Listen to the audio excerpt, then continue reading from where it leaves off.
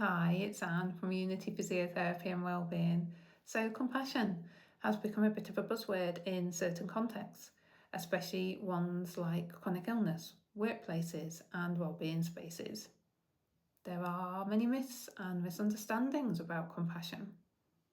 Before I share a definition, I invite you to take a pause and notice what compassion means to you.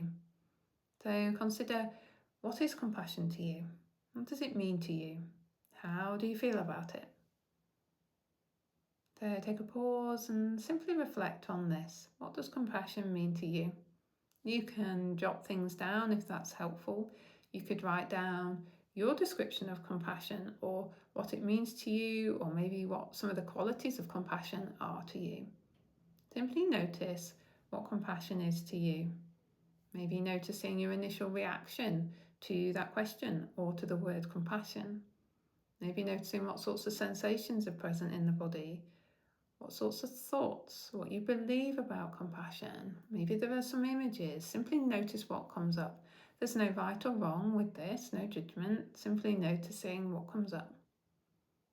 Writing things down if it's helpful. And if you're still reflecting, I invite you to pause the video before I share one of the definitions. So there is no agreed definition of compassion. The one I use is aligned with that in compassion-focused therapy, which is along the lines of compassion being a recognition of suffering with a desire or want to alleviate and prevent it.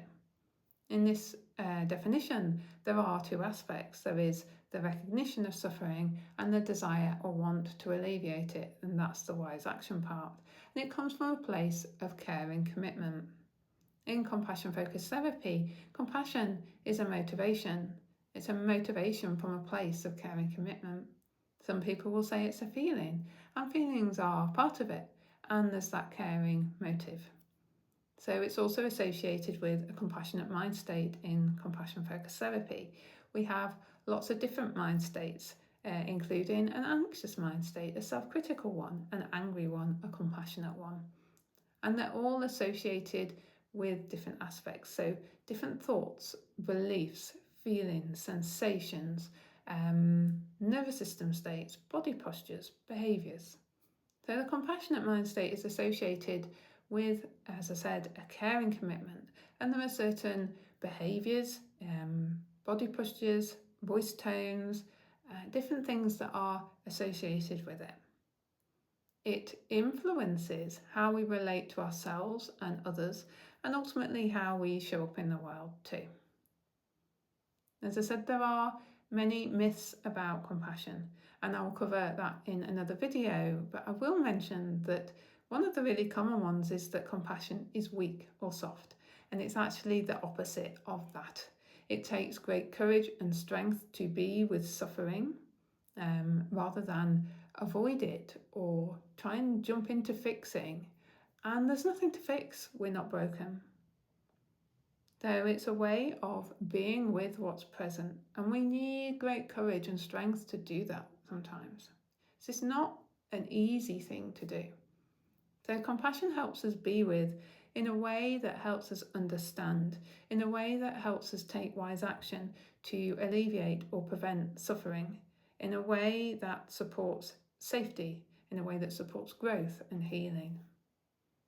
So when we talk about compassion, we're talking about a recognition of suffering, a caring commitment to help alleviate or prevent it, to take wise action to do so, and then the associated courage and strength that's part of that.